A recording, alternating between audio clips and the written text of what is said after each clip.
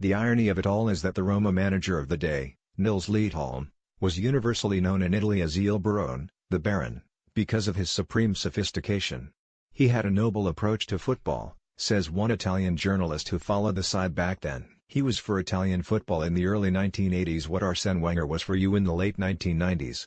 There was pitifully little nobility about the way that Roma defeated Dundee United in the 1984 European Cup semi-final, to secure a final against Liverpool in their own stadium. The then United manager, Jim McLean, has had a video of the Stadio Olimpico second leg at his home at Broughty Ferry, on the River Tay in Dundee's southern suburbs, yet has never been able to bring himself to watch it.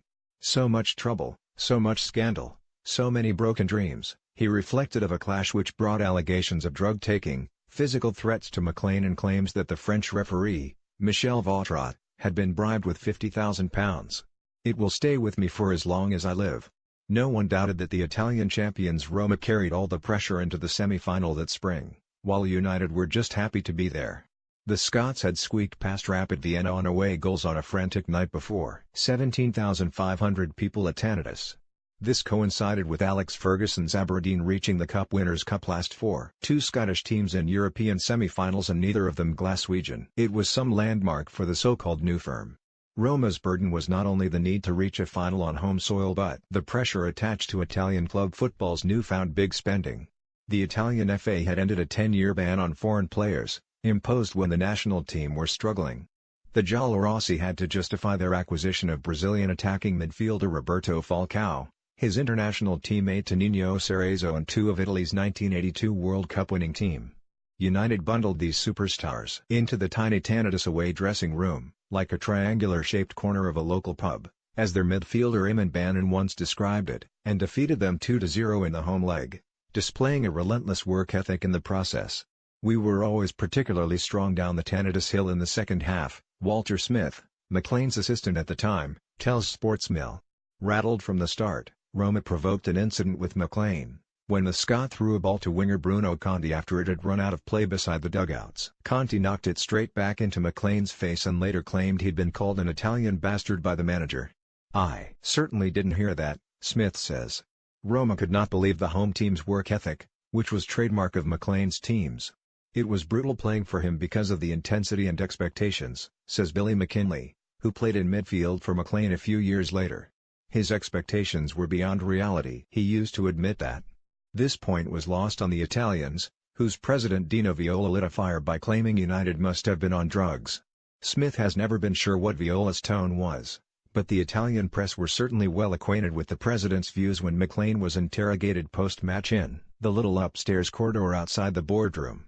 The Scot was not diplomatic. "I'm sorry to say it tells us what kind of losers they are," he told Sportsmail's Brian Scott that night. So many Italian stories had been written on this drugs theme before the second leg that McLean made a joke of it, telling the press he just wished the players were on the same every week. That piece of irony seemed lost on many in the Italian capital, where nothing could prepare United for the opprobrium and unalloyed hate which greeted them. "We felt it from the minute we arrived at the airport," says Smith. "Even the baggage handlers were unpleasant. It was extreme hostility. Around 70,000 fans were positioned beyond Stadio Olimpico's running track but the fruit they hurled at McLean's players still reached the pitch." Video footage shows referee Vautrat picking up oranges from the turf midway through the second half, by which time the subdued Scots were trailing 3-0. The clock on the stadium scoreboard read 17.21 at the end. The match kicked off at 3:30 p.m. in the afternoon, and United were out. But the battle had only just begun.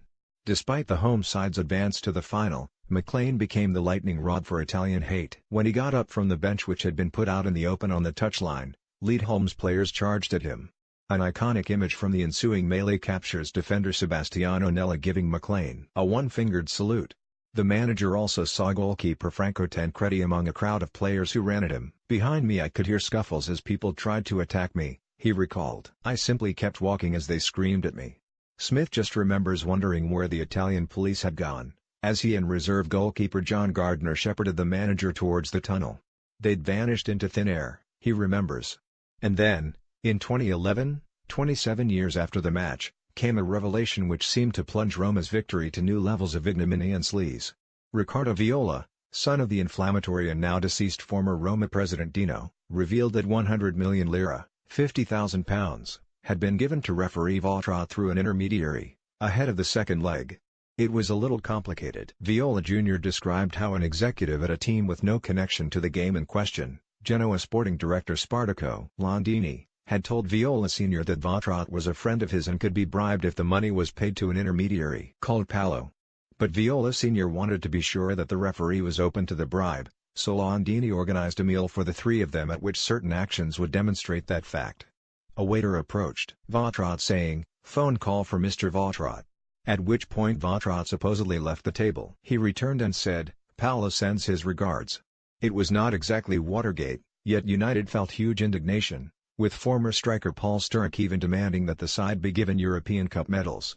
That didn't happen, and the so-called bribe plot has since thickened substantially. Sportsmail understands that Landini admitted in a covertly recorded interview in 2012 that the so-called Vautrat bribe was a scam, organized between him and another football executive, designed to procure money from the unsuspecting Viola. Vautrat never received a penny, according to Landini. The taped interview was undertaken by an Italian referee, Paolo Bergamo, who wanted to prove that he was not the mysterious middleman. Paolo'. The UEFA archive reveals no records of the reprimand or suspension for Vautrat, who went on to officiate at the 1990 World Cup. As head of French refereeing until 2003, he has done a number of interviews in France. But the subject of 1984 has never come up. Smith says he was never convinced about the bribery claims. Roma were an excellent side and the regret was that, after going 2-0 up, we had a good chance of getting to the final but didn't take it. He says, "We just didn't play as well as we normally did in Rome that night." Liverpool showed that greater experience to deal with a journey into a difficult environment. But it was for some a trip to hell and back. Smith has kept a copy of that picture of the melee in which Nella threatened McLean and it resides in his loft these days. "Yes, someone sent it to me and I've looked at it, on and off, over the years," he says. It's a graphic image. It was a graphic journey.